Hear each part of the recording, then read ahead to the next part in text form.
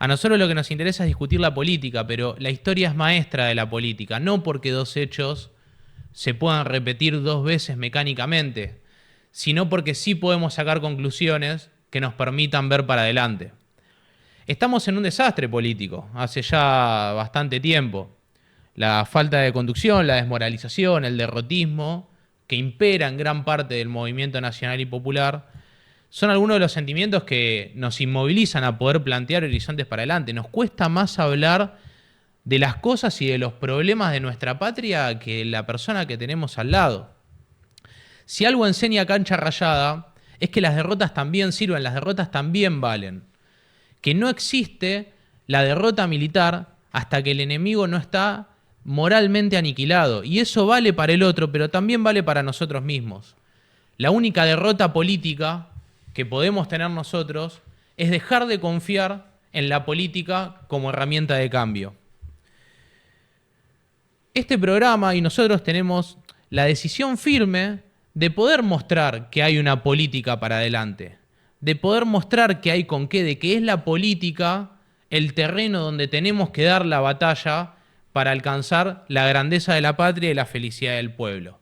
El objetivo de este programa es poder mostrar la época, es poder mostrar todos aquellos elementos que no están invitados a los canales de televisión, todos aquellos elementos que no elige la clase política para que sean diputados o para que tengan algún cargo, porque saben que tienen las ganas y el compromiso para poder transformar esta patria, que no son comprables, como decía Enver el Kadri, que creen que no todo se compra ni se vende y quieren transformar el mundo. Esto es Cancha Rayada, no porque estemos o porque creamos en el desastre, sino porque estamos en un desastre y también creemos que vamos a salir. San Martín salió 17 días después nada más. En términos históricos es la nada misma. Nosotros somos jóvenes, hay muchos jóvenes dando vuelta alrededor del país y creemos que la patria existe y vencerá. Así que esto es Cancha Rayada. Y hoy traje un poco una disputa de modelos que se viene dando internamente en el peronismo, que estuvo un poco en auge durante el gobierno de Alberto Fernández, más que nada con la gestión de Culfas, que tienen que ver con el desarrollismo, ¿no? El desarrollismo que es más bien una teoría económica, también una práctica política, llevada adelante principalmente por Frondizi, ¿no? En su gobierno, luego hubo algunas otras experiencias, pero fundamentalmente por Frondizi, lo que tiene que ver con el desarrollismo. Y podemos decir que en Argentina, al menos en el último tiempo, hubo tres modelos distintos, ¿no? Desarrollista, el justicialista y el neoliberal financiero, que es el que estamos viviendo actualmente, de valorización financiera, de endeudamiento, de, por supuesto, las llegadas de estos capitales golondrinas que hacen negocios y luego se lo llevan. Es decir, poner el valor, el agregado de valor, no en la economía real, sino en la economía financiera. Que muchas veces, perdón, ¿no? Pero me parece que hay que romper. Jauretche era muy insistente, romper con las pequeñas cosas que nos implantan. Sí. Muchas veces habla de especulación financiera. A ver, si vos sos amigo mío, socio mío, yo soy ministro de Economía, y te digo, vení Pablo, vos ponés la guita acá, que en un año te va a rendir esto y te la vas a poder llevar. ¿Cuál es la especulación? ¿Qué especulación? No hay nada de especulación. Hablan de la timba financiera, boludo, de un juego en el que ya sabe cómo terminar. Pero ponle la timba. Caputo no es ningún especulador, es un tipo que sabe cómo hacer negocio con la timba. Si algo no especulan son los mercados. Sí, tal cual. Y luego está dentro de la economía real y también dentro del mismo seno del movimiento nacional, del peronismo, una idea más justicialista de la política de la economía y una idea más desarrollista. Bueno, justicialismo, más que nada en términos económicos, ¿con qué tiene que ver? Bueno, en un primer lugar con la distribución de la renta. Yo lo decía la otra vez con respecto a la teoría de la nación en armas. Me parece que es muy importante, Perón siendo militar, Perón creyendo a principios de su gobierno, hasta bien entrado su gobierno en realidad, que una tercera guerra mundial era inminente. Él primero entiende la economía desde la defensa y dice, bueno, hay que proveernos, hay que controlar los resortes estratégicos de la nación, hay que controlar el combustible, hay que controlar la producción de alimentos y ahí el IAPI, hay que controlar el comercio exterior y ahí hay que controlar el sistema financiero, entonces la estatización de los depósitos bancarios. Hay una lógica del peronismo en esto, ocupar resortes estratégicos y distribuir la renta, principalmente la renta agraria. Ahí está lo que tiene que ver con el IAPI, esta figura muy importante dentro del comercio exterior, que compraba gran parte de la producción exportable de la Argentina, negociaba en distintos términos, siempre en términos favorables para el Estado-Nación, y luego esa masa de dinero que antes quedaba para la oligarquía, que antes quedaba para esos intermediarios que eran ingleses, 4 o 5 firmas exportadoras, esa gran cantidad de renta iba a pasar a la industria nacional, que también posibilitaba, por supuesto, salarios altos y consumo, ¿no? La idea del consumo como crecimiento económico. Esto me parece importantísimo porque es en parte lo que nos va a diferenciar con el desarrollismo. Pensar el mercado interno como crecimiento y fundamentalmente una presencia estatal muy importante. Y con respecto a la restricción externa, que es quizá un tema clave, ¿no? Fundamental de la economía del país, muy en boga, y muy en boga también por estos sectores más culfianos, desarrollistas. Bueno, con respecto a la restricción externa, el peronismo tiene una postura muy sencilla, muy simple. Primero hay que controlar fundamentalmente las importaciones. Tiene que haber una planificación estratégica de parte del Estado para evitar, ¿no?, importaciones suntuosas, minoristas y demás, que no hagan al desarrollo nacional. Esto es un poco el pensamiento de Perón y fundamentalmente lo que pasa por ponerle un freno al sistema financiero. Pienso, por ejemplo, en las AFJP, ¿no? Cómo eso se estatiza, más que nada, bueno, principalmente, ¿no?, en el gobierno del kirchnerismo, que digo, creo que el kirchnerismo en esta disputa desarrollismo-justicialismo tiene algunas cosas de desarrollismo, pero es mucho más justicialista en términos de distribución de la renta e industrialización. ¿Cómo distribuía la renta del peronismo? Con el YAPI, ¿no? Lo vimos recién. ¿Cómo lo hace el kirchnerismo o cómo intentó hacerlo con las retenciones? Hay una disputa política con el sector corporativo, con el gran sector económico que genera, en realidad que controla la riqueza de nuestro país en algún punto. Sí, que quizás le falta, digamos, la otra pata, que por eso uno ve que Cristina hace tanto énfasis en la economía bimonetaria, en la restricción externa, que es a lo que vos llegás inevitablemente si no controlas los resortes estratégicos de la economía. Exactamente. Me parece que es la otra pata que le faltó. Sí. Sí hubo redistribución de la renta extraordinaria a la pampa húmeda, pero al no controlar los resortes estratégicos de la economía... Tal cual. Siempre decimos que al kirchnerismo quizá le faltó un ápice más para hacer una verdadera revolución como lo fue el peronismo, ¿no?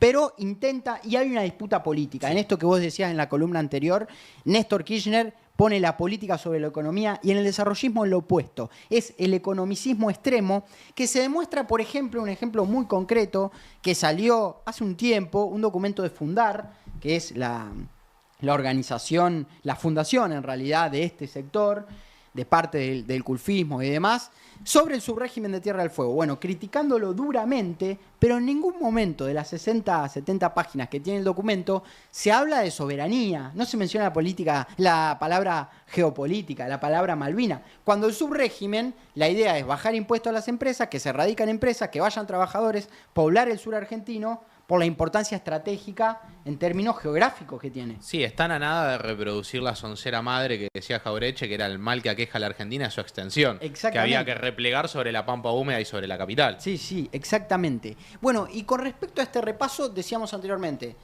la lógica en el crecimiento económico para el peronismo tiene que ver fundamentalmente con el mercado interno.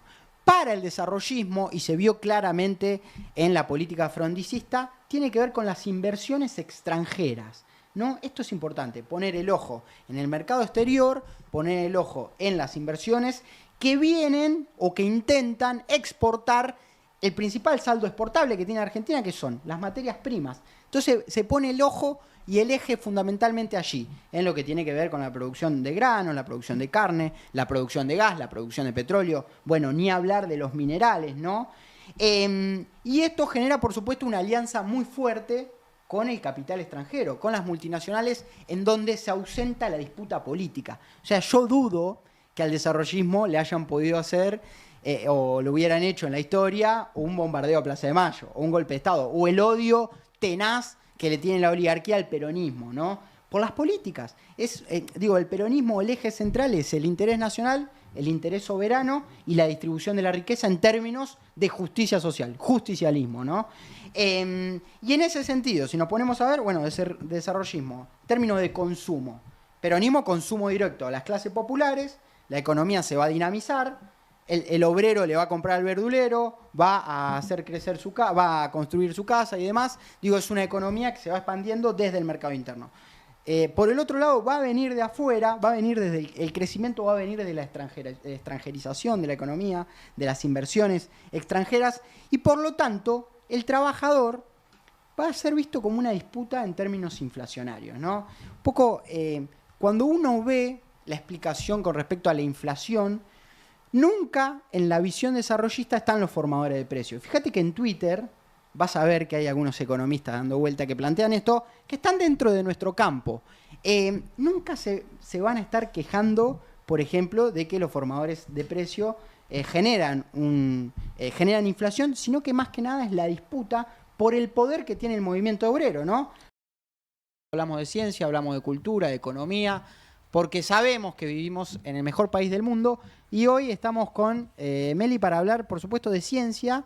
¿Qué nos trajiste hoy, Meli? Hoy traje una columna que me pega bastante de cerca porque sucedió todo lo que voy a contar, tiene mucho que ver con el departamento de física, que es donde estudié. Lo que vengo a afirmar acá es que nosotros en realidad deberíamos haber tenido un sexto Nobel, que es de física, que es un Nobel que nos robaron, básicamente. Se lo dieron a dos investigadores de Países Bajos en el 99, pero es un Nobel de un descubrimiento que fue hecho por Juan José Giambiaggi y Carlos Bolini en los 70. Así que bueno, les vengo a contar un poco de qué es lo que hicieron ellos científicamente, cuál fue como la cosa novedosa que hicieron por la cual deberían haber ganado el Nobel. Les voy a contar un poco cómo se los robaron y después quiero que hablemos un poco también de en qué contexto histórico y de desarrollo de las universidades surge todo esto, de dónde se posibilita la idea de que ellos puedan desarrollar todas estas cosas de ciencia de alguna manera.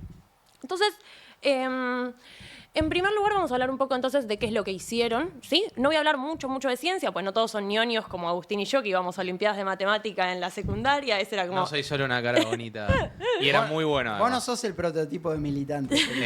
¿No? Y además era muy bueno, lo que pasa es que después decidí otro camino. Claro. Pero me iba muy bien.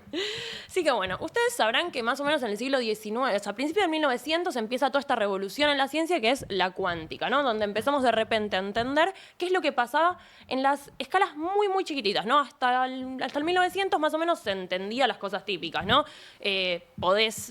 Cosas de la vida cotidiana que más o menos entendemos, ¿no? Si tiramos una pelota va a caer, eso lo teníamos entendido, pero no entendíamos cómo funcionaban las escalas bien chicas. Todo esto es la revolución de la cuántica.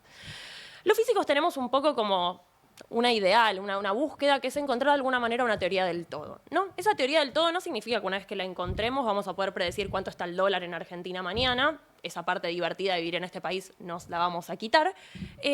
Pero sí queremos una especie de teoría que unifique las 4 fuerzas fundamentales que conocemos que existen en el mundo, ¿no? Una idea de, bueno, este modelo cerrado de alguna manera nos está explicando a nivel fundamental qué es lo que pasa, las cosas más chicas, ¿no? En esa pregunta de dónde venimos de alguna manera. Entonces, cuando se empezó a querer hacer todo eso, empezaron a haber problemas, ¿no? Cuando uno busca un modelo, lo que hoy en día se conoce como un modelo estándar, empezó a haber problemas. ¿Por qué? Porque hacían cuentas, tenían una teoría que en principio parecía muy bonita, pero cuando querían que esa teoría prediga algo de la vida cotidiana, de repente les daba infinito. ¿Cuánto va a tardar Chena en hacerme una pregunta ahora? Infinito. ¿Cuántos años tiene Pablo? Infinito. Bueno, eran cosas que no tenían mucho sentido. Entonces, distintos físicos encontraron una forma de sortear esos infinitos, es decir, las cosas no podían dar infinito, está bien. Hicieron un método que se llamó la regularización. Y eso sirvió para poder explicar lo que es una de las 4 fuerzas fundamentales, que es la electromagnética, que es la que conocemos más o menos de haber alguna vez enchufado un cable, ¿sí? Resulta que después de eso empezamos a tener problemas con otras 2 fuerzas que son menos conocidas, que son la electrodébil y la fuerte, que es la que tiene que ver, por ejemplo, con todo lo que es la radioactividad o con los núcleos de los elementos, donde las cuentas de vuelta no estaban dando. Pero en este caso no es que no estaban dando porque las cosas daban infinito, no estaban andando porque no se respetaban las simetrías. Es decir, ustedes, digamos, como intuitivamente sabemos lo que es una simetría, ¿no? Decimos una cara simétrica es bonita, o entendemos que yo que estoy mirando a Pablo desde acá es el mismo Pablo que desde donde lo mira Agustín, ¿no? Pero bueno, esta teoría no estaban logrando que esas cosas se respetasen, esas simetrías que conocemos que existen en la naturaleza. Entonces, lo que se les ocurrió a estos 2 científicos argentinos, a Giambiaggi y a Bolini, es decir, si las cosas no están funcionando, salgamos de este mundo para calcularlas, ¿no? Nosotros conocemos que la vida en la que nos rodeamos tiene 3 dimensiones, ¿no? Las 3 dimensiones del espacio y una dimensión extra que es el tiempo. Como las cosas no nos estaban dando en este mundo, dijeron, chau, el mundo que vamos a inventar es un mundo que tiene ahora 4 dimensiones y un puchito, un poquito más. Hicieron todas las cuentas y al final del día dicen, el puchito era 0, el puchito no existía. Y con eso logran unificar esta teoría, digamos, y lograr el primer puntapié, el paso inicial para que se genere lo que hoy en día es el modelo estándar de la ciencia.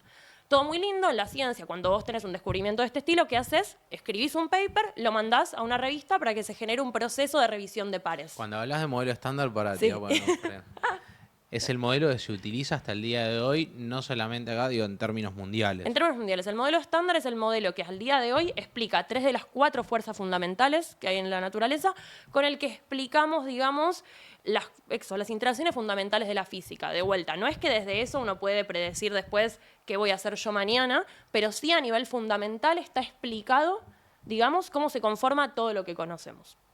Entonces, Y eso es un invento argentino.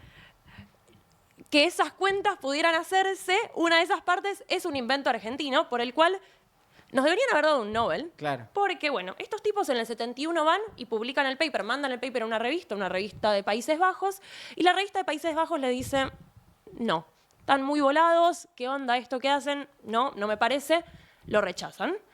Ellos siguen peleándola, la mandan de mientras a una revista italiana, la revista italiana lo acepta, y en ese proceso, unos 2 tipos de Países Bajos, Hoft y Beltman, que era su director de doctorado, publican el mismo paper. No. El mismo paper con un par de cuentitas más hechas, es verdad, hay que darles la derecha Bueno, de pero que... la base de la idea Hay que darles era... la idea de que leyeron el paper de estos otros y dijeron, bueno, hagamos una cuentita más para que parezca más cheto. Publican ese paper y en el paper que publican, en el primero que publican, citan a los argentinos, como reconocen que los argentinos habían hecho algo y publican su paper. En el 99, Estos holandeses vivieron del choreo toda la ¿Viste? vida. Eso es boludo. imperialismo, boludo. La Sí. puta madre. en el 99 estos tipos se ganan el Nobel por este paper que habían de alguna manera robado y no solo que no hacen ninguna mención más a los argentinos, o sea, afirman que ellos nunca habían leído ese paper hasta que los argentinos les mandaron una carta, Gianbiaggi y Bolini les mandan una carta y le dicen, che, campeón, yo hice esto la semana pasada.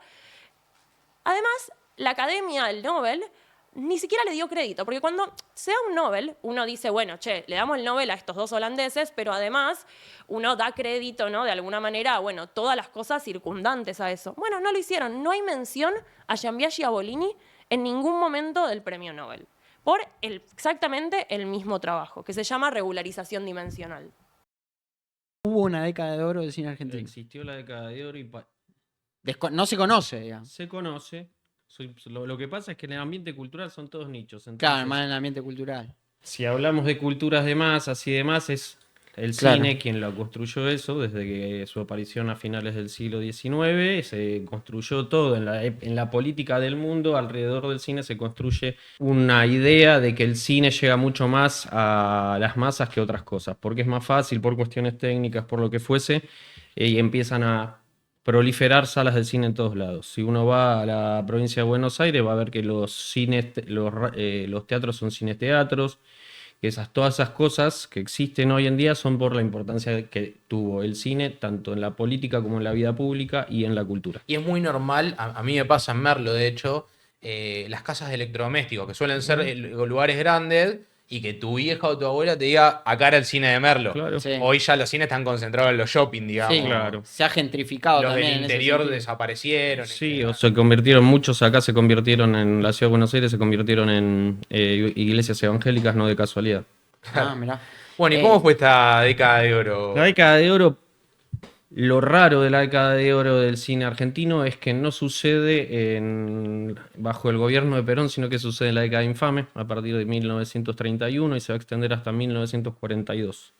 Se produjeron un montón de largometrajes. Hay figuras como Tita Merelo, Luis Andrini, Pepe Arias, trabajan en eso, en el cine sonoro que empieza a aparecer en ese momento. Perdón, Mirta Legrand. Mirta Legrand también. ¿Qué estamos hablando? ¿40? No, 30. En el 30 ya... Sí, en los 30 se empieza el cine sonoro, poquito antes quizás, pero Mirta Legrand ya está en el plano cinematográfico. Histórica. Claro, ella es Mirta Legrand de Tiner. Claro. Y el señor Tiner fue uno de los grandes productores de cine en la década de oro y juntamente con Raúl Apol en el peronismo. O sea que la línea histórica de la Argentina en realidad capaz no es tanto las obras de Perón, sino Mirta Legrand. Y sí. La imagen de Mirta Legrand hablando con el teléfono blanco en estos dramas pequeños burgueses de la década del 30 es una de las imágenes más difundidas del cine argentino. El que no entendió Rápido y Furioso es porque no la miró con atención. En el 42, Perdón, ¿de qué se trata? Pará, yo soy fanático. Rápido, ¿qué esconde? Rápido y Furioso es el esquema básico de un western en donde los malos son buenos Claro. y que tienen que cruzar una frontera para escaparse de una ley que es opresora. Esto estás hablando básicamente de republicanos y demócratas, es esa guerra. Eso es lo bueno de traer artistas, ¿viste? A Sí, este lugar sí, que hacen- yo veo la pelea entre autos japoneses Sí, y autos... y además uno pone Rápido y Furioso para sentarse, Por comer unas supuesto, pero papitas. eso es Hollywood. Claro, el claro. entretenimiento en donde te están bajando línea. Bajan línea inconsciente, digamos. Totalmente. Pa. El caballo yéndose hacia el oeste con el sol a las espaldas, escapándose de las fuerzas federales. Claro. Pero vos lo tenés a Toretto a 200 kilómetros por hora yéndose en un auto japonés o norteamericano, mejor todavía, escapándose de la CIA. Bien. Perdón, volvemos. ¿Cómo fue ese fomento y el marco Parte todo de de- la pelea peronismo-Estados Unidos, Braden Perón, en el ámbito ese No, particular? es anterior. Esto es anterior. Después de básicamente del desembarco en Normandía, empieza Estados Unidos a meterse en la Segunda Guerra Mundial y empieza a haber faltantes de película virgen, que se producía únicamente en Estados Unidos. Esto lo que va a generar, esta es la excusa. La Segunda Guerra Mundial es la excusa, pero la Bien. realidad es que lo que está sucediendo es que empezaron a crecer ciertos puntos de la industria cinematográfica en el mundo y Hollywood empieza a disputar esto. Claro. Lo que termina sucediendo es que entre el 42 y el 44 dicen que fue idea de Apple, fue traficar a través de Chile la película virgen para mantener la importancia del cine en Argentina. O sea, Estados Unidos había monopolizado, digamos, Sí, y solamente le vendía a eso que México. producía y vendía, en un momento empieza a decir, che, Sí, esto sí. queda para acá Y adentro. además empezando a Hicieron- ver el crecimiento cinéfilo de Argentina, digamos. Exacto. Así, bueno, hay que evitar. Fíjate que en realidad son las mismas políticas que tienen con la industria, Totalmente. con todo, digamos. Cuando Totalmente. empieza a asomar la cabeza Argentina, hay que cortársela. Es que nosotros hablamos de cine, tanto es así como que es una industria, que en el sindicato es el sindicato de la industria del cine acá Claro. en Argentina. Se entiende como un proceso artístico, pero de fuerte carácter industrial. Claro, sí. O sea que, digo, la disputa del cine y la propaganda llega a tal punto que tuvimos que traficar vía Chile Exacto. con Apple. Exacto. Supuestamente es Apple. Hoy quería hacer descansar la geografía y meternos de lleno en la historia, Qué un lindo. tema que nos apasiona mucho y que de alguna manera nos une, que tiene que ver con una pregunta muy sencilla, que es a partir de qué momento podemos hablar del nacimiento del pueblo o de la nación argentina. Y acá obviamente volvemos un poco a lo que charlamos la otra vez. Nosotros estamos insertos en lo que sería los 40 años de democracia, próximos a cumplir 41 años, pero en simultáneo estamos viviendo la larga posguerra de Malvinas. Lo que de alguna manera nosotros observamos es que en la década del 80 y el 90 comienza a consolidarse una corriente historiográfica argentina que pareciera coincidir con la corriente historiográfica británica también de la posguerra de Malvinas, que es plantear de que el nacimiento del pueblo argentino, de la nación argentina, es en 1880 Claro. y como muy temprano con la Constitución Nacional 1853-1860. O sea, más o menos equiparando el nacimiento del pueblo al nacimiento del Estado-Nación. Exactamente, o confundir nación argentina con figura jurídica Estado claro. nacional, ¿no? Institucionalismo al mango, digamos. Exactamente. ¿Y por qué digo que coinciden con la historiografía británica? Porque ¿qué dicen los británicos hoy en día? Que Argentina no puede reclamar la soberanía de las islas porque al momento que fueron ocupadas por los británicos en 1833, la Argentina no existía como tal. Claro. ¿No? Entonces pareciera haber ahí un empardamiento entre esta historiografía argentina muy academicista de posguerra de Malvinas con la historiografía colonial británica que intenta vendernos a nosotros nuestra propia historia. Y 1806, podemos decir que arranca el nacimiento del pueblo argentino, también en una gesta, y digo, en un significado y un símbolo político muy importante, porque bueno, también la historia liberal, más allá de la cuestión del 80 y demás, reivindica como 1810, en gran parte, el nacimiento de la nación. ¿Qué diferencia hay entre esos dos periodos? Bueno, en términos historiográficos, había unanimidad en los historiadores, más allá de sus diferencias entre mitristas liberales y revisionistas, de que las Malvinas son argentinas. Por eso digo que esta relativización de la geografía, negar el mapa bicontinental y negar el nacimiento del pueblo argentino, es algo que nace después de la Guerra de Malvinas.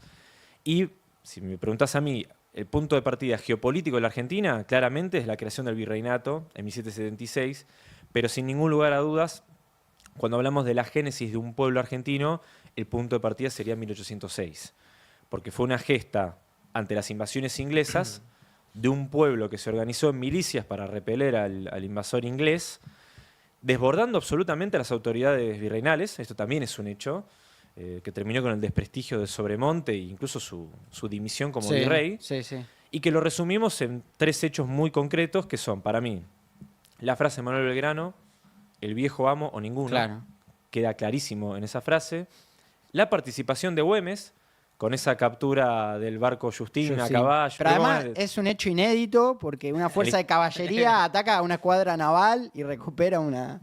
Sí, inédito en la historia militar mundial, digamos, ¿no? Totalmente único. ¿Y por qué la participación de Güemes? Porque no es que la gesta de la reconquista y la defensa de Buenos Aires fue una gesta solamente de porteños. Participó todo lo que era el pueblo del antiguo virreinato. Y por eso la participación de Güemes, que siempre fue salteño, nunca dejó de serlo, también un poco remarca que fue la gesta de un pueblo mucho más allá de las fronteras de Buenos Aires. Y el tercer hecho, también un poco olvidado, Vicente de López y Planes, lo conocemos como el autor del himno nacional en 1813, pero tiene un tema anterior, un disco anterior, si hablamos en términos musicales, que fue un poema que él escribió que habla de Triunfo Argentino, que es un poema que él escribe en 1808 como saldo de lo que fue esta gesta de la reconquista y la defensa de Buenos Aires frente a las invasiones inglesas de 1806 y 1807. Y todo este caldo de cultivo que se genera en esas jornadas, organización de milicias, sumado a la experiencia militar, desembocó naturalmente no solo en la Revolución de 1810, sino en el éxito de la Revolución. Y si uno va, por ejemplo, al Museo Malvinas, no donde trabajo yo acá en Capital Federal, en la Exesma, sino el Museo Malvinas que inauguraron los británicos, después de inaugurado el nuestro, en septiembre de 2014 en Malvinas, tienen un montón de paneles argumentando esto, que los británicos cuando llegaron a Malvinas no había nadie, y si había gente, no se puede hablar de un pueblo argentino en Malvinas, cuando en realidad lo que vemos por la documentación es que en Malvinas había solo 2 festividades, eran el 25 de mayo y el 9 de julio.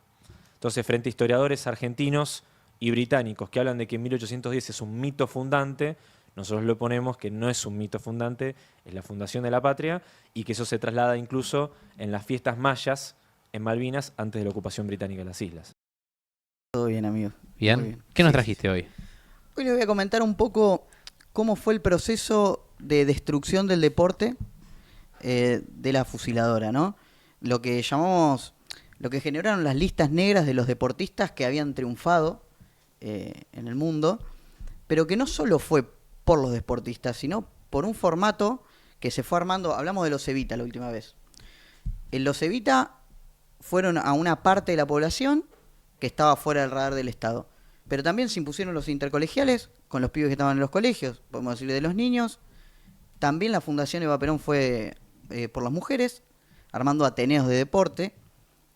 Pero también teníamos a la Confederación Argentina de Deporte, que no era una política pública. Perdón, ¿creación del peronismo? No fue una creación del peronismo, sino que el peronismo empuja a que sea cada vez más grande.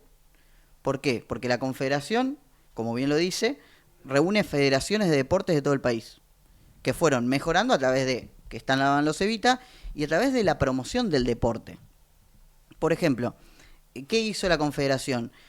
Juntar a los deportistas y a las federaciones y que el Estado pueda invertir a partir de ellos. Fue como el principio del Comité Olímpico Argentino. ¿Qué pasaba? Todavía no estaban conformados los comités olímpicos como hoy los tenemos, con este formato de Comité Olímpico que responde al Comité Olímpico Internacional, sino que era un poquito más Barrani. En ese plan, el Estado lo que hace, Delfo Cabrera lo dice, que fue campeón olímpico en maratón, Perón agarró y les dijo, che, todos los que tengan marcas mínimas para ir a los Juegos Olímpicos los vamos a bancar. a través de la CAD. Entonces fueron a buscarlos. De hecho, Delfo Cabrera no estaba pensado que salga campeón olímpico. Tenía una marca para ir, Claro. pero no tenía la financiación por motus propio. O sea, no estaban los privados. No estaban profesionalizados, además, en general. No, de Me hecho, imagino que eran laburantes que ejercían un deporte como hoy un futbolista del ascenso. totalmente. Y de hecho, para ir a los Juegos Olímpicos no tenías que ser profesional. No había profesionalismo igual tan implantado.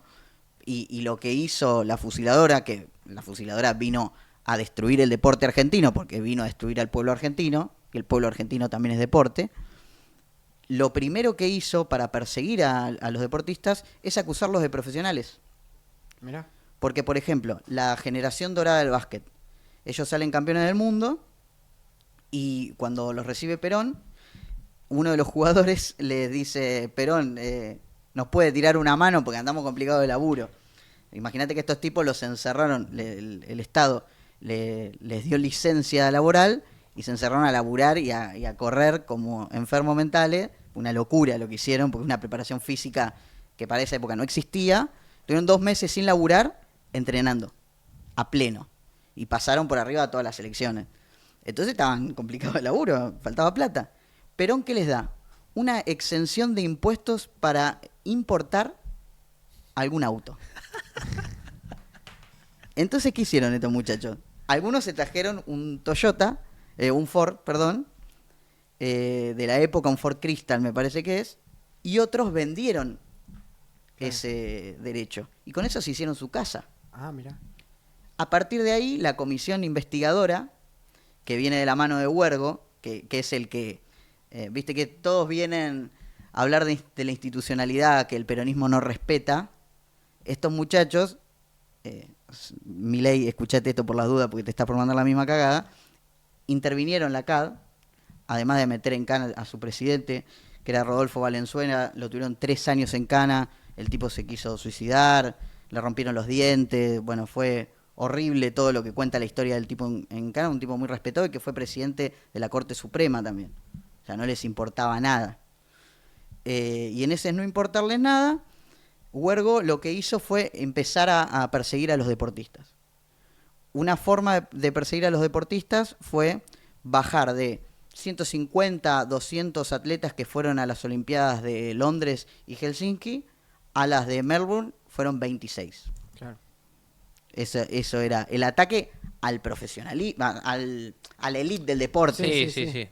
Ese fue el primer ataque. No, que también son exponentes de la argentinidad en el mundo. Digo, Total. tienen un trabajo de soft power en términos geopolíticos fundamental. O sea, siempre fue los grandes. Bueno, pensemos en Messi hoy, ¿no? Sí. Y cómo en Bangladesh se vuelven locos por Argentina. Siempre el deporte tuvo esta condición de soft power en términos de política internacional. Recordemos que los programas que le daban cabida a Milei eran sin codificar. Claro, Es decir, polémica en el bar. Sí. Milei era un economista, pero a ver, los economistas no iban a esos programas. Los economistas, ponele que iban a Dos Voces, o los Sí, en economistas... general son serios los economistas. Claro, Milei y salía de ese están lugar. aceptados o aceptan ellos también una hegemonía cultural de no nos berretizamos, ¿no?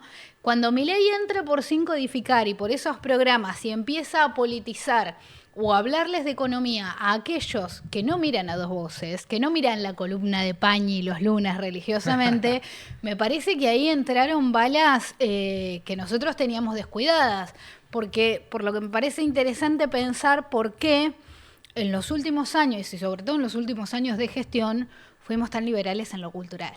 Y en un programa de estas características como las que te planteo, primera pregunta, ¿por qué crees que estás acá? ¿Por qué crees que te invitamos? Bueno, hay algo personal, nos llevamos muy bien políticamente.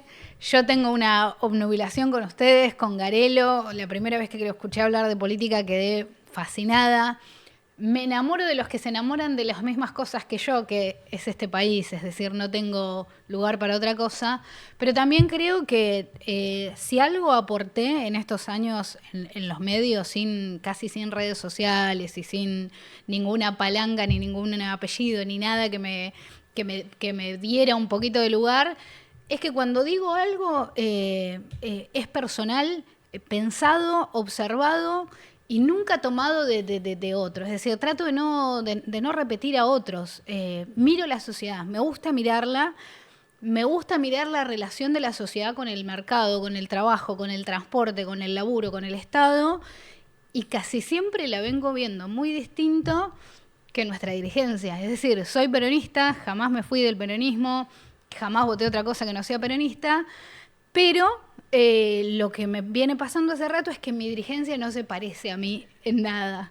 Entonces, creo que hay muchos peronistas que se parecen a mí o que piensan como yo, y por eso sigo teniendo por ahí un poquito de voz en los medios, pese a que el peronismo hegemónico no piense para nada como yo y no quiera saber nada conmigo. Sí, yo he notado las veces que viajé con vos que sos muy observadora, con cosas hasta por ahí muy pequeñas que al menos muy yo random, sí, no observo, muy me gusta random. eso, pero Muy también, friki. también digo que lo conversábamos también recién, uno nota que al dirigente peronista tradicional, o al menos del último tiempo, le falta calle en algún punto, ¿no? Sí, expresión un poco quemada, pero en el sentido peronista de estar al ras de la población. Creo que copiamos, a veces hablo en primera persona, aunque yo no lo haya hecho porque como soy peronista me hago cargo del problema, pero creo que el peronismo copió lo peor del PRO, que es enterarse de cómo está la cosa a través de los focus Claro. group o de las encuestas, que eso no era de la dirigencia. Lo que para mí caracterizaba la dirigencia peronista era que se parecía mucho al pueblo. Se parecía tanto que para las oligarquías y las clases Claro. medias excluyentes era medio horroroso. Fíjate que hoy en el mileísmo hay más gente así, más parecida a los márgenes, y nosotros nos hemos ido quedando con solo los Sí, en universitarios. sus virtudes y en sus defectos. Exacto, que son, y los universitarios que son una parte importantísima del movimiento, pero que no está completa si no es siempre con el brazo obrero a la par, no por debajo, ¿sí? No te enseño lo que son tus problemas. Yo digo 1000 cosas y me pueden bardear por las 1000 cosas que digo, y está todo bien porque para eso hablo. Pero cuando te tiran con el pasado o con incluso el presente por la cabeza, ahí te das cuenta que nadie responsabiliza a Milei, o que ese sector de la población no responsabiliza a Milei del estado actual del país. Entonces, si Milei sigue dañando, ¿hasta cuándo va la sociedad a seguir creyendo que todo esto es culpa del peronismo y es culpa? Porque no nos olvidemos que a Macri el apoyo le duró hasta 2018. Sí, Porque sí, Macri sí. volvió a ganar las legislativas 2 años después con todos los tarifazos. Entonces, me parece que no podemos subestimar esta ola que hay, y no podemos no pensar que Argentina es un poco así ahora. El peronismo reafirma cada cosa que el gorilismo sale a decir que es el peronismo o a insultar, ¿no? Uno ve ciertos dirigentes que cuando el gorilismo o Milei agrede una cosa o se mete con una cosa, enseguida salen a reafirmar que ellos son eso. Entonces, no hay agenda propia, no hay agenda soberana, no hay agenda nacional, sino que lo hay es intentar desmarcarse de quienes verdaderamente sí tienen un proyecto destructivo y que viene siendo bastante exitoso, que es quienes nos gobiernan. Y en términos económicos, ¿cuál es la diferencia entre el Estado empresario y el desarrollismo? El desarrollismo cree en la inversión extranjera directa. Entonces los desarrollistas que acaban de perder con Milei están de acuerdo con el RIGI. Por eso le dan quórum y lo pueden sancionar. Porque ellos están de acuerdo con el régimen de inversión extranjera directa. O no han alentado durante los 20 años que gobernaron los eventos de modificación genética de Monsanto. En inglés y a libro cerrado. Hace más de 20 años que están con esto. Casi 30. Entonces ellos creen en la conducción extranjera de la economía nacional. Entonces, la División Internacional del Trabajo a través del sector automotriz. Las empresas automotrices producen valor agregado nacional, muy poco, 8 de cada 10 autos que se venden en el país, el valor agregado es extranjero. Entonces es imposible que nosotros con este modelo de industria automotriz alcancemos el pleno empleo. ¿Por qué? Porque para aumentar las ventas se necesita una cantidad de argentinos que hoy no tenemos. Y para producir mayor valor agregado, ¿qué hay que hacer? Importar más. ¿Pero a quién se lo vamos a vender? Entonces tiene un límite físico el actual modelo. Contra esto que hablan de que es un fracaso la sustitución de importaciones. Claro, es un fracaso para los importadores, que son los que hablan con las embajadas extranjeras y presionan a los gobiernos nacionales para que se abran libremente las importaciones y se desregule para luego liquidar divisas en las casas matrices. Hay que hacer de la causa del pueblo argentino las razones de Estado. Entonces, si nosotros preguntamos a los argentinos, ¿necesitamos sí o no una marina mercante?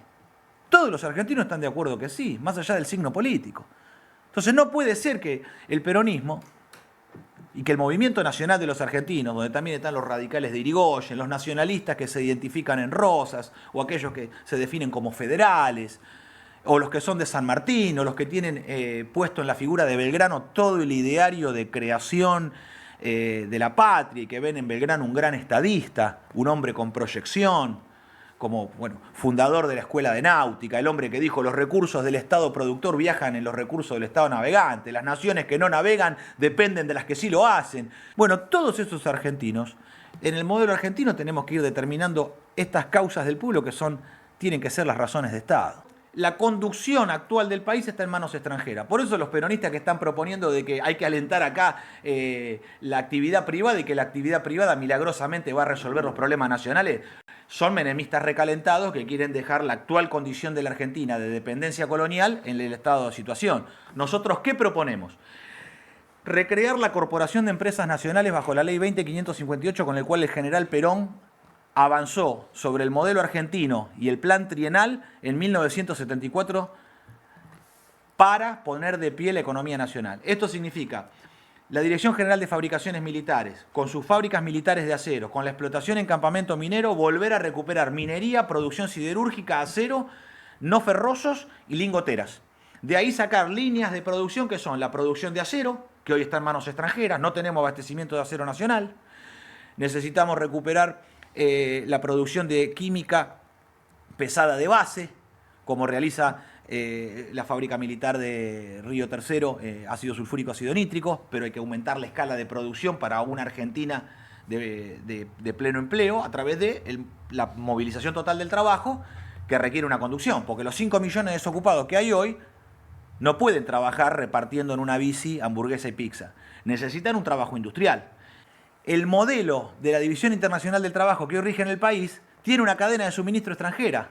Hay que explicar obviedades, pero el peronismo está tan en cualquiera que a veces hay que desenfundar la espada para defender que el pasto es verde.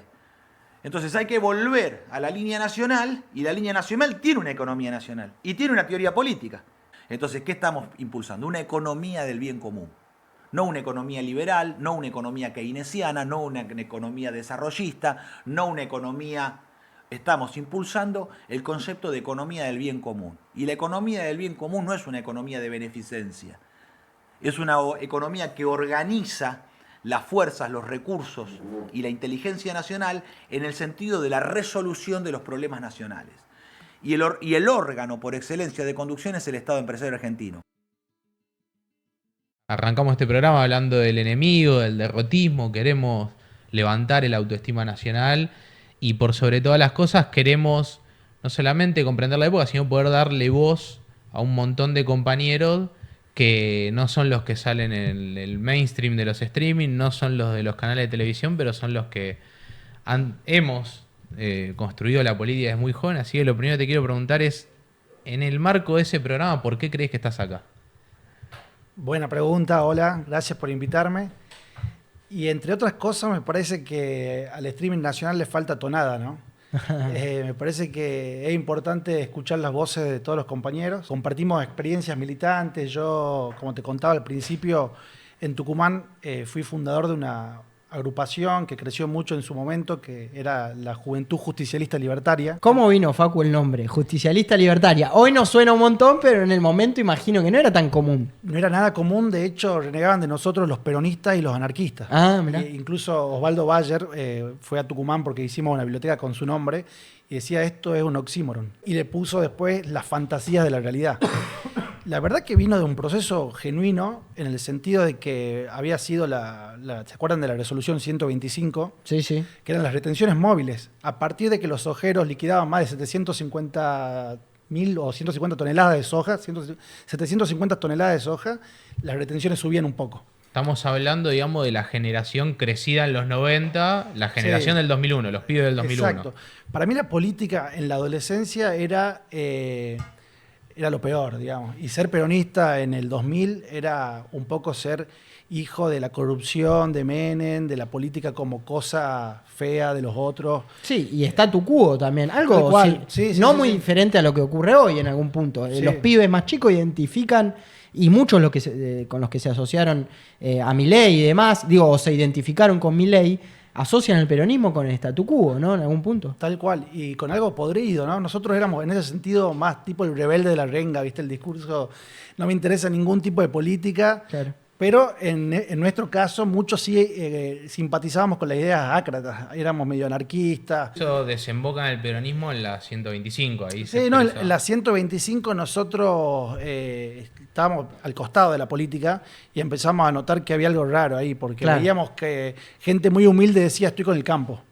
Nosotros decíamos, che, hay algo raro aquí. Realmente nos parecía que... Eso en Tucumán se veía, porque pensando Tucumán no como una provincia agraria tradicional, sin embargo se veía en 2008. Sí, se veía porque fue un fenómeno nacional. Se Sí, cortaron tal todas cual, las tal cual. rutas, se cortaron todas las plazas. Hubo un quilombo realmente y ese quilombo nos parecía extraño. Nos parecía que había algo que se estaba contando mal o había una disputa que la gente estaba dando sin entender realmente de qué se trataba. Nosotros en ese momento estábamos más preocupados por el extractivismo, por las minerías. Nos preocupaba la distribución de la renta a nivel macro, digamos, la matriz macroeconómica. Y nos parecía que esto era un paso en la distribución de la riqueza, digamos, un paso hacia la justicia social.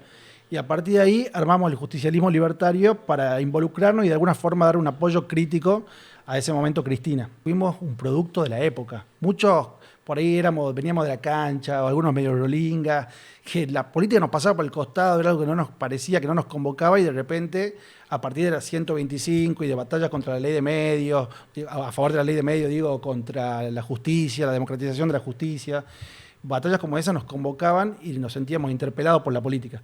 El peronismo de Tucumán da muchísimo tiene muchísimas anécdotas y es muy folclórico en esto de que el vice siempre se come al gobernador. Pero más allá de eso, hay una tensión permanente. No podés ser gobernador de una provincia como Tucumán, una provincia más bien pobre y con mucha falencia y con mucha planta estatal, y al mismo tiempo ser, tensionar desde lo político con el gobierno nacional. No se puede, ¿no? Claro. Jaldo tenía una deuda importante. Si de alguna forma el gobierno nacional le quiere cobrar esa deuda, se queda sin pagarle la planta estatal. Entonces se separa mucho la gestión de la política, ¿viste? La función del gobernador está abocada a pagar los sueldos, a tratar de conseguir obras, y en ese sentido me parece que se pasó un poco de rosca a Jaldo siendo tan condescendiente con el gobierno nacional. Me parece que no era necesario tanto. Sí, muy apresurado en algún punto, ¿no? Muy apresurado. También me parece que lo hizo para diferenciarse un poco de Mansur, para tratar de marcar la cancha y sobre todo no tener contratiempos en lo económico, ¿viste? Porque te pisan un poco la manguera y la provincia se incendia. ¿Cuánto empleo público tiene Tucumán en términos de porcentaje? Yo creo que un 70% de la población tucumana trabaja dentro del Estado. Para mí el peronismo es un humanismo. Claro. Yo creo en la comunidad organizada en términos aristotélicos, que el hombre se compone con el otro, digamos, no creo en el individuo solo. Entonces, esto que vos decís de la moral de los dirigentes, de la ética, quizás mejor dicho, me parece que si te gusta la guita, no hagas política, digamos, dedicate a otra cosa, hacé trap, hacé, qué sé yo, dedicate al cine o a los negocios. Entonces, yo un poco lo que te quería consultar era como esto, ¿no? Bueno, las redes ya está, son parte del juego, evidentemente, ya han entrado como parte del juego. ¿Cómo ves en el futuro ese juego entre la política más tradicional, las redes, los influencers, la dirigencia? No, yo la veo mal. Bien. Tengo una tesis que estoy desarrollando, en cualquier momento la voy a tener que publicar. De hecho, bueno, estamos trabajando también en un proyecto editorial. Para mí, voy a practicarla acá, a ver si se entiende y a ver cómo sale. Primicia. Para mí estamos como en una etapa del sistema político en el que nos desentendemos de los partidos políticos, ya no necesitamos partidos políticos, y de hecho las organizaciones intermedias, que pueden ser consideradas como las ONG o las organizaciones sociales, también van perdiendo capacidad de incidencia. En principio, y creo yo, porque la sociedad está completamente hiperfragmentada. Claro. Ya no hay colectivos de identificación, de pertenencia. De hecho, me parece que un dato fundamental para tener en cuenta esto es que la comunidad LGTBI como en sí misma no solo perdió capacidad de impacto, sino que es como literalmente una bolsa de gatos. Tanto es así que el gobierno nacional está lleno de putos y no hace falta que nadie escarbe tanto para darse cuenta. Esto no es un insulto a los putos, pero sí, hay compañeros libertarios que son gays. Claro, o sea, en un gobierno abiertamente homofóbico. Entonces es como, hay una confusión. Claro, no hay representación desde ese colectivo hacia, claro. O sea, no es que tu identidad sexual, no es que tu identidad como colectivo garantiza una representación política. Claro. Entonces, retirado los partidos políticos de la contienda de representación y retirada las organizaciones intermedias también de ese juego, lo que queda es el influenciariado, que es literalmente la lógica que el mercado ha encontrado para seguir vendiéndonos cosas. En la democracia representativa, si se acaba la idea de ser una góndola de oferta, de intereses y de agrupación de intereses, la democracia representativa se cae por su propio peso. No hay nadie que pueda venderte el paquete de intereses y derechos que vos querés que sea defendido en el Congreso.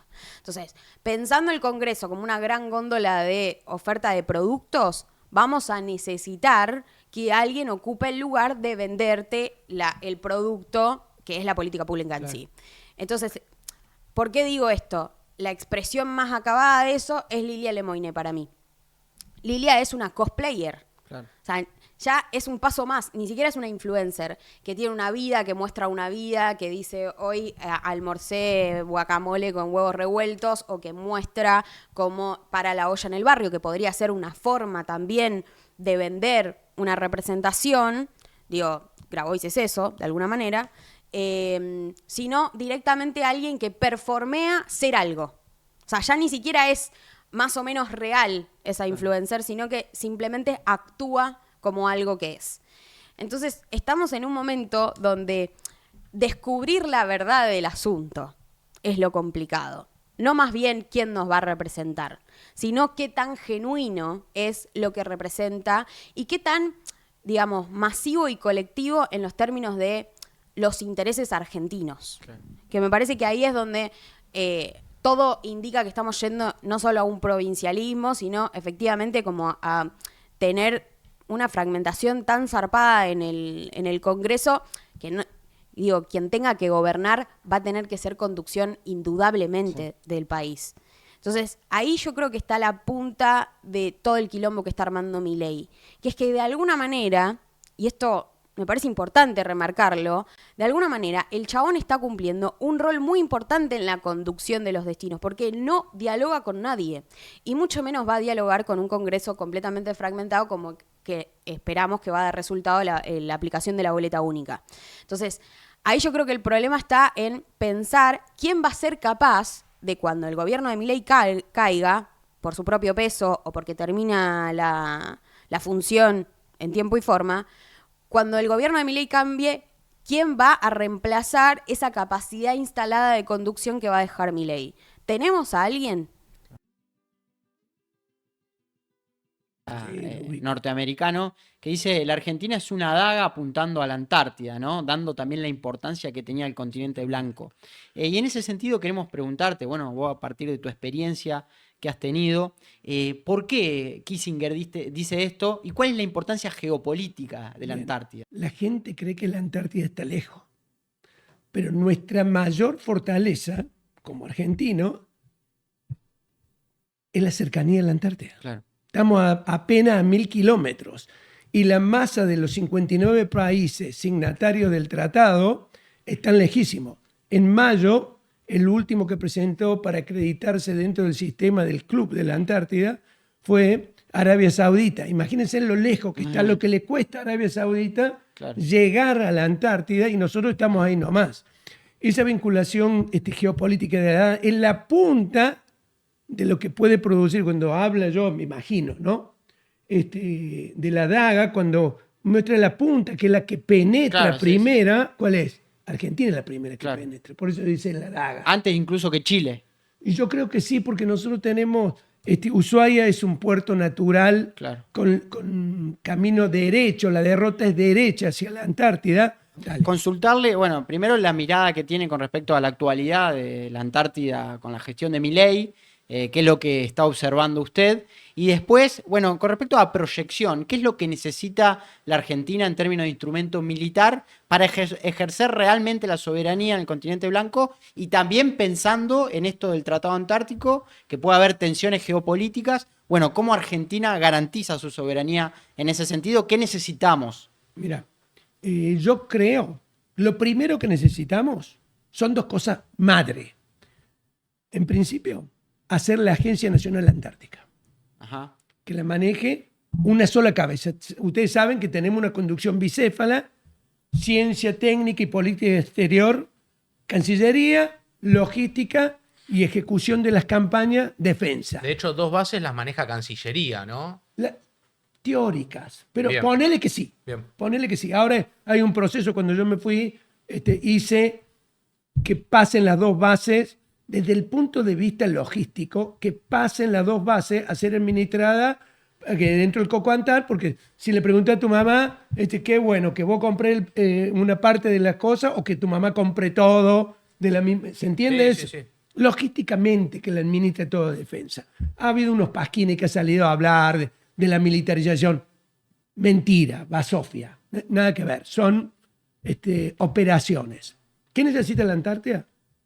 Una conducción centralizada para adentro y para afuera, con el presupuesto bien claro y con la ciencia, producir ciencia, técnica y tecnología que sirvan al desarrollo del país. Claro.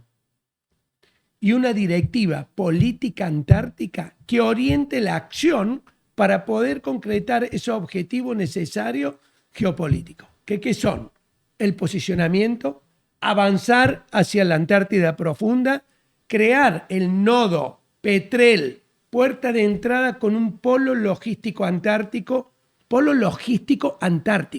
no para el servicio interno, sino para el servicio externo, de brindar servicio al resto de los países para poder utilizar eficientemente esa daga que dijo Kissinger. Claro. Porque esa es Ushuaia, a 1000 kilómetros, todos los países deberían usar Ushuaia como puerta de entrada en la Antártida, que se efectiviza en Petrel. Sí, claro. ¿Se Y entiende? que nos va a generar divisas también. Exactamente. Servicios que tienen que brindar servicio a terceros países con programas antárticos para poder volcar esa plata en la Antártida.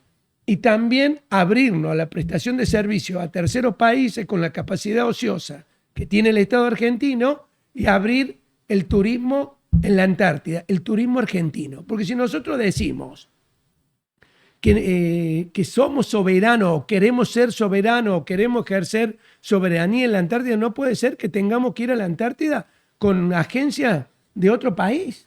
Claro. La Antártida no es exclusiva de agencia los de- militares o Hoy de de los Ushuaia científicos. salen cruceros De internacionales otros países. que cobran 15 No hay, mil ningún- dólares. no hay ninguna agencia de turismo argentina. Hay que Ninguna. hacer un turismo más popular, digamos, en algún punto. Exactamente. Que el Para ciudadano ser soberano. argentino promedio pueda ir de Exactamente. vacaciones. Exactamente. Perfecto. Yo entiendo que la Paco Urondo surge en el 2005, ¿no? En una época donde ahora está todo el streaming, la comunicación, todos quieren ser comunicadores, pero en ese momento no sé si fue tomando volumen esa discusión. ¿Cómo fue? No el paso, porque no son contrapuestas, pero esto llega una militancia bien de sociedad de fomento, de apoyo escolar, a empezar a pensar también en una agencia de noticias. Sí, nosotros, o sea, viste, uno en la militancia se parece a la familia, digamos, tenés o el grupo de amigos grandes. Hay épocas de tu vida que estás más con alguna gente y después te vas acercando a otra, digamos, va cambiando según tus intereses en la vida, según las tareas que vos desplegás. No es el mismo rol de los amigos que el de tu novia, va cambiando todo ese proceso. En ese marco, nosotros, lo que pasó es que yo, cuando más o menos 2003-2004, termino la facultad, me recibo, el título mío es periodista, licenciado en comunicación social o periodista, puedo usar. Y digo, estoy esto, vamos a dar una mano en esto. Y hay un proceso de consolidación. No fue... El campo popular y su relación con Néstor Kirchner fue progresiva, no es que fue un abrazo de la noche a la mañana, las organizaciones sociales fueron dialogando y se fueron acercando, y algunas nunca terminaron de acercarse. Hay fenómenos rarísimos, la CSC, por ejemplo, el PCR, quedaron afuera, pero por ejemplo hoy coordinan un montón con el kirchnerismo, con el axelismo, entonces Tumín y Patria Libre estuvo un tiempo y después se fue. No es lineal, no es que... y muchos valorizaban a Néstor post-Cristina. Hay mucho nestorismo, claro. Y hubo también un nestorismo, yo creo, que para mellar la Cristina, que fue un error, pues yo creo que Randazzo también hizo algo de eso, y también un cierto derrape de Levita en alguna época. Entonces, ahora, fue un proceso contradictorio y complejo, pero en ese marco ya estaban las discusiones en los años 90, cuando, sobre todo los europeos lo trabajaron mucho, a la cabeza de Ramonet, que era los partidos descafeinados de la centroizquierda europea, la socialdemocracia europea. Claro. ¿Por qué es derrotada? Una de las conclusiones era que los grandes medios le habían metido su agenda. Entonces, habían sido derrotadas porque al final terminaban siguiendo la agenda de los grandes medios, que era la misma que la de los partidos liberales. Entonces, a la postre, todos seguían lo mismo, uno con diferencias culturales, uno a favor de los homosexuales y otro en contra, pero la agenda de apertura del mercado era la misma. Nosotros traíamos esos debates, remanija la Facu, y decimos, che, después de 2003... con la derrota de los dolarizadores, ganan los devaluadores, Clarín aparte de la alianza con Duhalde y con Néstor, todo eso en el mismo frente, cosa que se olvida muy rápido. En 2005 éramos aliados, en 2008 estaba olvidadísimo. Entonces, nosotros decíamos, che, el problema lo vamos a tener no con la UCR que venía a sacar 1% en 2003. El problema lo vamos a tener con los medios de comunicación masivos, cuando giren, cuando te marquen su agenda, porque no los vas a derrotar electoralmente, no te van a enfrentar en tu territorio. No es que Clarín va a ser el partido de Clarín y vas a ganar. Te van a ganar en la agenda de la discusión. Y veníamos con esa agenda, bueno, éramos unos marginales totales, todo el mundo 2005. 2005. Y ahí, o sea, el año... Y ahí armamos la agencia para dar ese debate. Fin de 2004, principio de 2005. Con muchos amigos Levita en esa época. La cámpora ni existía. Entonces, ahí armamos ese esquema para dar esas discusiones.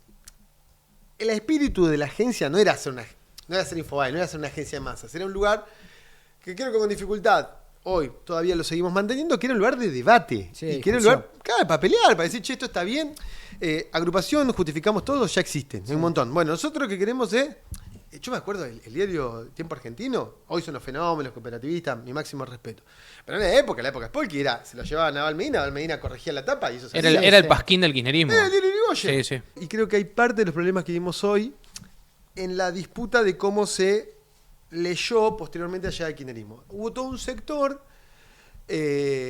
sobre todo con Epicentro de la Cámpora, para mí, que hizo una lectura muy errónea de tomar el kirchnerismo como un renacimiento de la historia, un inicio cero. Que la historia arranca con ellos. Está el después de Cristo y el después de Néstor. Claro, un tiempo cero donde Néstor llega de Santa Cruz, que era una especie de nave espacial nodriza, desembarca y dice, son todos unos pelotudos, así se organiza un país. Entre el 1-1 y el 3-1 no pasó nada. Claro, y nosotros, los que ya veníamos discutiendo el peronismo, nos interesaba y nos íbamos metiendo en el PJ, ya veíamos esta tensión entre Duhalde y Menem, donde Duhalde ya venía desde la segunda mitad de los 90.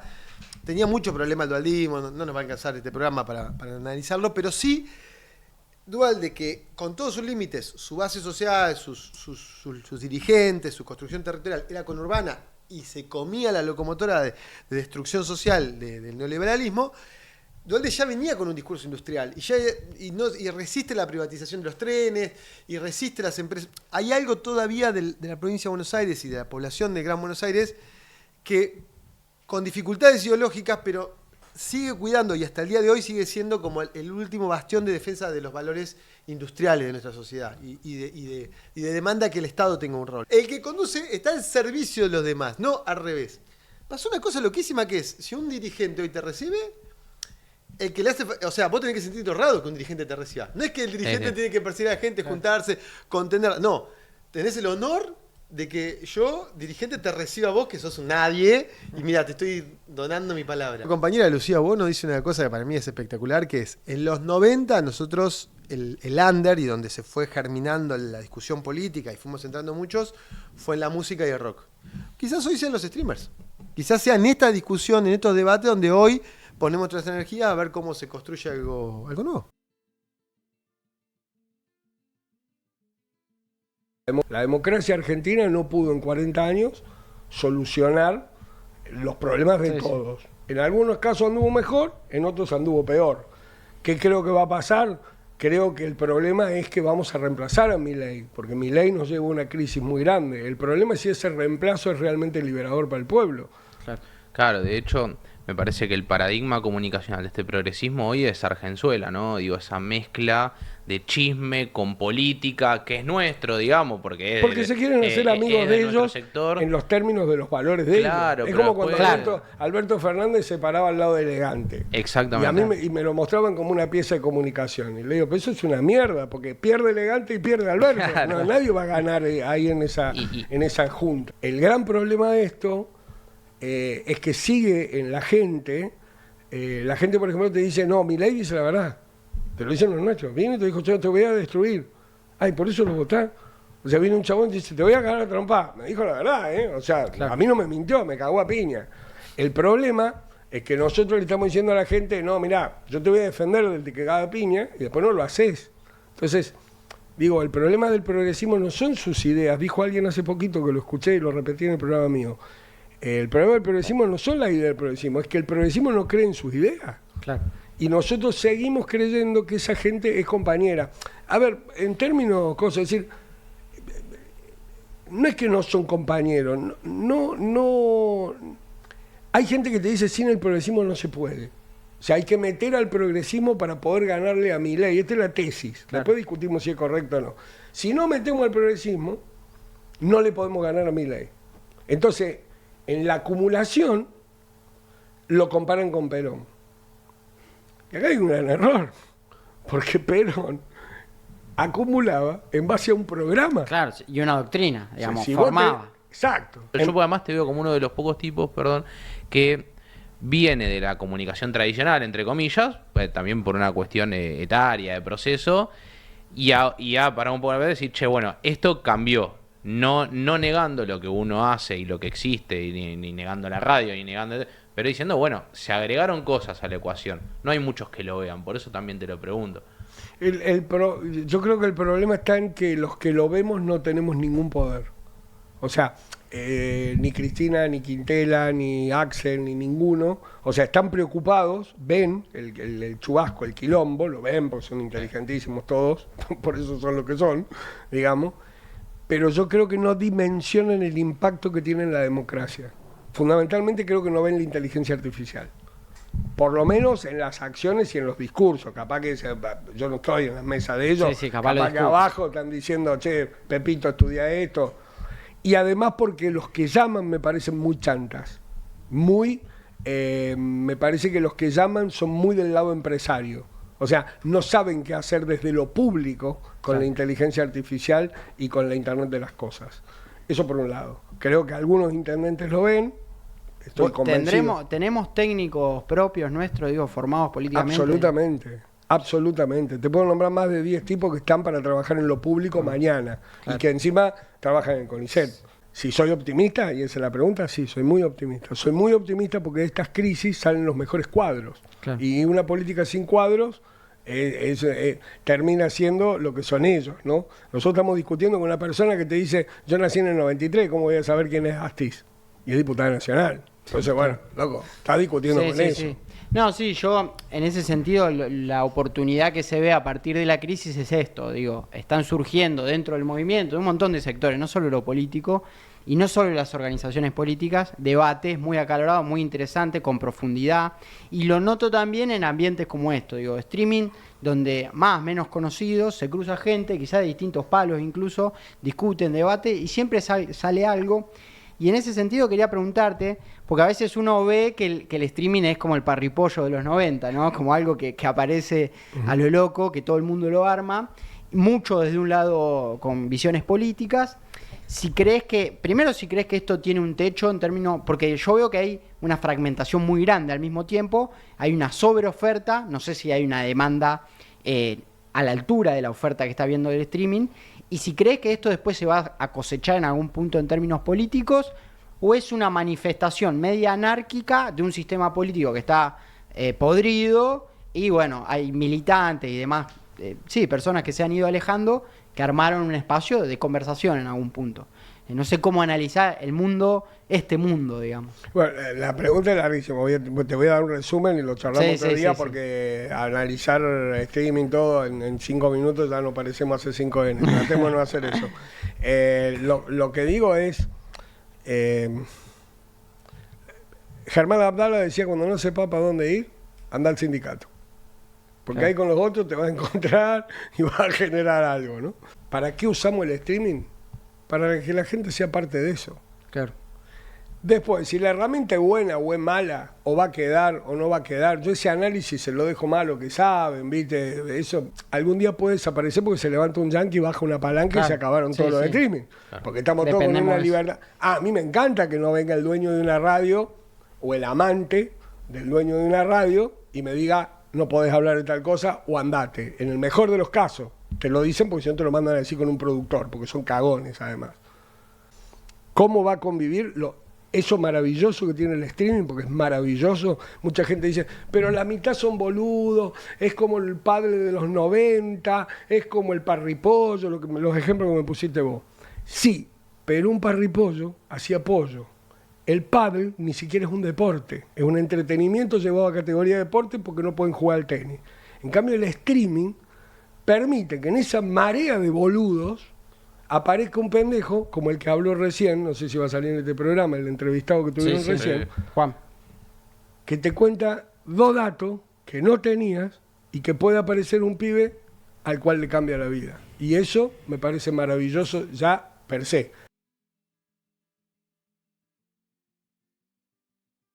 Estamos acá con nuestros invitados, los compañeros Bruno y Fausto. ¿Cómo están? ¿Todo bien?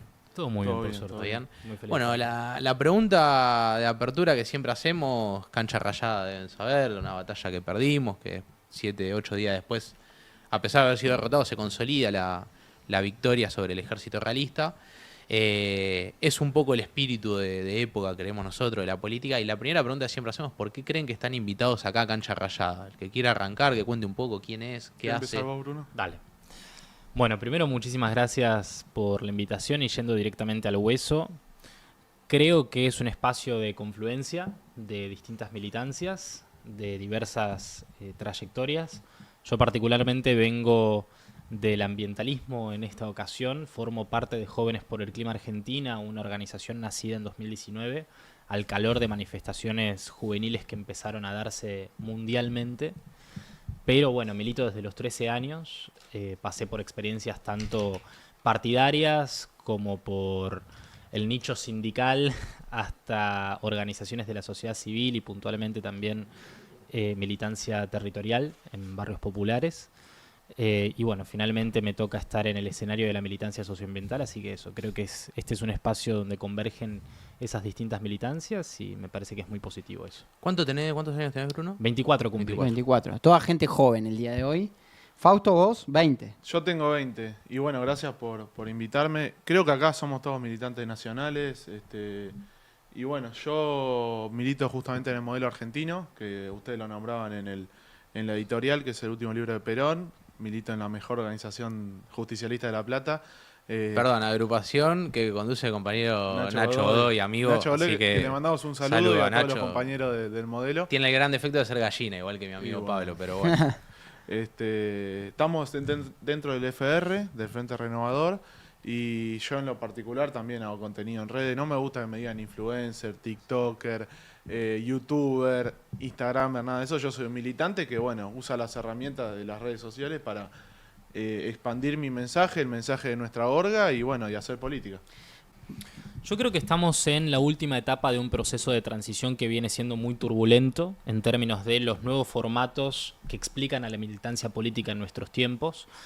Y digo turbulento porque me parece que desde la llegada del macrismo, por ejemplo, se viene profundizando un fenómeno que se basa en la fragmentación de la militancia por causas y no en la confluencia de distintos sectores militantes para construir un proyecto de país. ¿A qué me refiero con esto? Yo vengo particularmente de la agenda ambiental, del ambientalismo nacional, y, por ejemplo, durante la epopeya progresista de 2018 implosionó el feminismo, y creo que se fueron se fue dando una multiplicación de agendas atravesadas por componentes sumamente identitarios que fragmentaron a la convocatoria de las nuevas generaciones a la política. La fragmentaron por causas, no por la necesidad de construir un proyecto de país, sino por militar desde distintas trincheras separadas entre sí. Y yo creo que eso es un legado cultural del neoliberalismo que hoy nos sitúa en la última etapa de esa transición. Porque ahora con la incorporación de las nuevas tecnologías, con las redes sociales como el territorio de disputa para crear nuevos sentidos comunes, para también generar una convocatoria fuerte a las nuevas generaciones a que se involucren en la política. Yo creo que Milei, por ejemplo, es un catalizador enorme de militancia política desde la antipolítica, es un gran politizador desde la antipolítica para las nuevas generaciones. Y creo que tenemos que saber interpretar ese clima de época, ese momento histórico, para saber actualizarnos ante el nuevo contexto, pero tampoco sin perder aquello que me parece que en la militancia constituye lo eterno, ¿no? Esto que mencionaban antes sobre los formatos más tradicionales, yo creo que eso en todo caso se readapta, pero no desaparece. Yo, perdón, y quiero tomar lo que dice Bruno, para hablar un poco de la militancia nueva y la vieja encontrándose, no quiero decir vieja, sino la tradicional, de más ir tradicional, a la básica, más territorial. Y creo que no tenemos que perder eso, porque hoy en día, como comentaba Bruno, que se fragmentan por causas, se está empezando a fragmentar la militancia por territorios. Y no por territorios geográficos, sino por el plano virtual y el plano territorial. Claro. Hay gente que milita, si se lo puede llamar de esa manera, sin desprestigiar nada, solamente en lo virtual. Entonces, transmite mensajes, comunica, puede llegar a organizar una movida al estilo Maratea, pero le falta el componente para ser un militante integral de hoy en día de la territorialidad. Vimos cómo está instalado el ambientalismo en el imaginario colectivo del argentino. Por derecha, por izquierda, por donde lo quieras ver, el ambientalismo normalmente se traduce en la mente de los argentinos a la imagen de Greenpeace y a agendas foráneas. Entonces, también ahí surgió un imperativo de construir una expresión nacional de esa agenda, teniendo en cuenta que es importantísimo hablar sobre las distintas problemáticas que acarrea la crisis climática, el dominio geopolítico de los recursos naturales, nuestra inserción como país frente a los cambios, por ejemplo, que supone la transición energética y demás. Entonces también surgió ese imperativo. La Argentina necesita un ambientalismo nacional que tenga tatuada la bandera, y para ello Jóvenes por el Clima creo que está haciendo un aporte enorme. Tenemos ya 5 años desde que surgimos, y me parece que frente, por ejemplo, a muchísimos temas como el litio, como el aprovechamiento de recursos estratégicos como el gas de vaca muerta y muchísimos otros temas, me parece que ahora el ambientalismo tiene que ser una fuerza sumamente importante, sobre todo en el contexto de tener a un presidente, el primer presidente negacionista del cambio climático en el país, y que además de ello también es subdesarrollista, así nosotros lo calificamos, porque nosotros tenemos una concepción del ambiente que está unificada a la idea del desarrollo, al desarrollo productivo, al desarrollo industrial de la Argentina, a partir de la acción climática, y por eso vemos esos dos frentes de batalla hoy unidos en una sola senda. Hoy nos formamos mucho, creo que los militantes nos formamos mucho en la básica, en la militancia tradicional, con charla, bueno, vos viniste, usted también vinieron con Mayra hace poco, pero creo que también tiene que haber formación en redes. Perdón, con Mayra Arena. Con Mayra Arena, sí. Bueno, sí, bueno, no vamos a decir nada más. Con Mayra Arena, hubo que aclarar varias cosas. Y creo que también hay que hacer una formación en redes para la gente que no lo puede usar, porque el día de mañana, si se fijan todos los militantes liberales, hay muy pocos militantes liberales que no estén en redes sociales. Son más los que están en redes que los que están por fuera. Nosotros no tenemos que ser eso, nosotros tenemos que ser militantes integralmente formados en nuestra doctrina, que es el justicialismo, pero también tenemos que ser militantes integralmente formados para comunicar lo que hacemos. Tenemos que ser predicadores y actores, ¿no? Sí, tal cual, protagonistas en algún punto.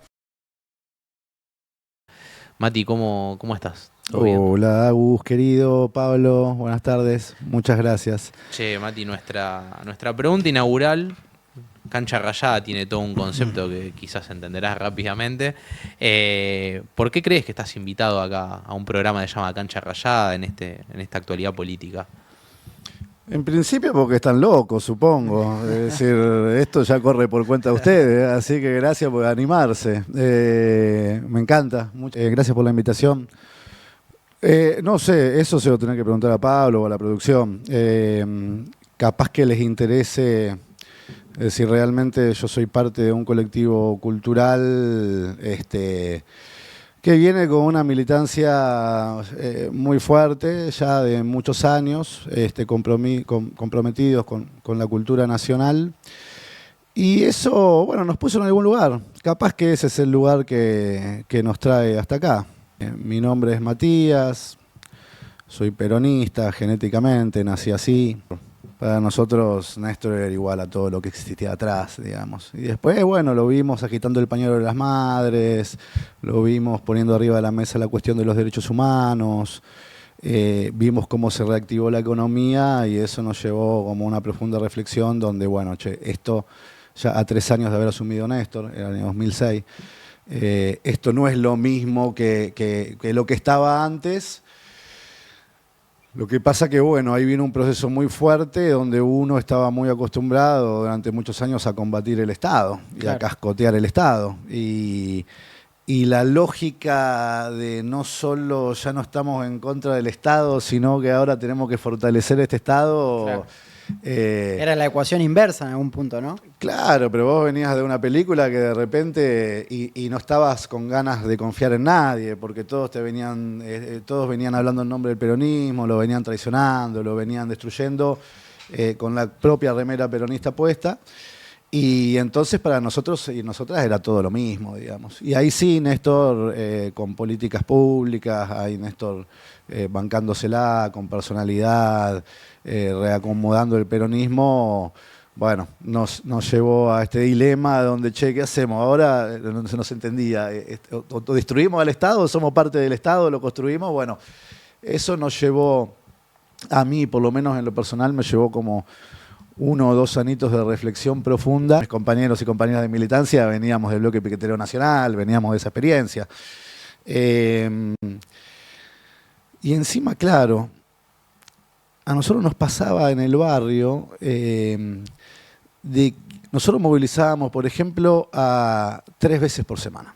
Desde el fondo de Moreno hasta Moreno, de Moreno a 11 y de 11 a Comodoro Pi a rescatar a algún compañero en cana, preso por Horacio Rato, por el Fondo Monetario. Movilizábamos 3 veces por semana 180 compañeros y compañeras. Eso en el año 2003. Ya en el año 2005 movilizábamos 60 compañeros y compañeras.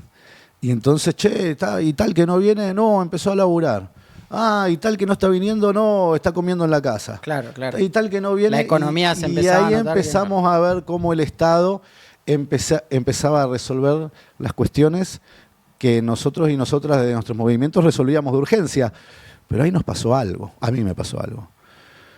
Que era, ¿cuál era el rol de la militancia una vez que el Estado empezaba a resolver las cuestiones materiales de la gente? Ya no, nuestros colchones no servían, nuestras chapas no servían, nuestros bolsones no servían. Y ahora que el Estado empezaba a resolver las cuestiones urgentes y materiales de la gente, ¿cuál era el rol de la militancia? Si para lo único que sabíamos nosotros era resolver... Sí, resistir, digamos. Pero también, también Pablo, con cuestiones materiales. Claro. También Pablo con cuestiones materiales. Nosotros tenemos una tesis desde nuestro espacio. Decimos que la cultura nacional argentina sufre 2 grandes golpes, sobre todo en el siglo XX. Sufre 2 grandes golpes la cultura nacional argentina que la desacomodan y que la desestabilizan desde lo más profundo de su espíritu. El primer gran golpe que recibe la cultura nacional argentina lo recibe el tango y lo reciben las músicas ciudadanas, la murga, el carnaval. El primer gran golpe que recibe la cultura nacional argentina lo recibe en 1955, que es el mismo año que lo derrocan a Perón. Y que esa dictadura viene a terminar con la época de oro del tango. La época de oro del tango dura del 45 al 55. Dura exactamente lo que dura el peronismo. del 45 al 55. Obviamente porque había una decisión política, se crea SADAIC, es decir, hay una decisión política del gobierno nacional, del Estado, de defender el patrimonio intangible de nuestra espiritual de nuestro pueblo, que es nuestra cultura, digamos. Hay una decisión política de Perón, de la defensa de la cultura nacional. Sí, la música nacional en las radios, ¿no? El 75%. Claro. El 75% del contenido de radiodifusión debería ser de contenido nacional. Y ahí empezaron todos los productores desesperados a buscar artistas nacionales porque... Talento argentino. Claro, porque bueno, todo lo que se producía era extranjero. Entonces Perón sí lleva adelante una ley de medios donde se tipifica que el 75% del contenido de radiodifusión debería ser de contenido nacional. Se crea el Sindicato de los Músicos, que es ahí, Homero Mansi, santiagueño, escritor de tango. Porque pasa una cosa, recién hablaba con Mati, el productor del programa, recién pasaba una cosa como...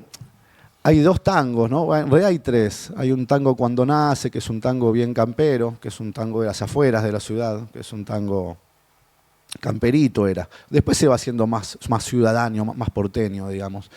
Y después está el tango de 1930, de la década del 30, el tango de Discépolo, que habla del gira-gira. Más bien tristón, digamos. De la milladura. Claro. Es el tango que habla de la milladura.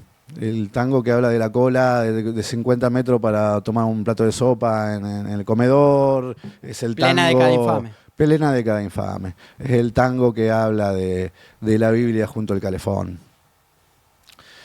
Y claro, pasamos de gira a gira en los años 30 a uno, también de Discépolo, en los años 40 y pico, donde ya es un tango mucho más filosófico. Ya es un tango que se escapa de las cuestiones materiales urgentes y ya con la panza llena puede empezar a pensar en más allá de... En más allá. Ese proyecto que es hermoso y que es muy lindo, lo que se llama la época de oro del tango, dura del 45 al 55. En el 55 se viene La Fusiladora. Lo persiguen a Homero Mansi, lo persiguen a Hugo del Carril por haber cantado la marcha, la persiguen a Tita Merelo, la persiguen a Nelly Omar. Se prohíben las grandes orquestas, se prohíben que la gente se junte en los clubes y las sociedades de fomentos a bailar tango. Y el tango allí recibe un golpe del que no se va a poder recuperar.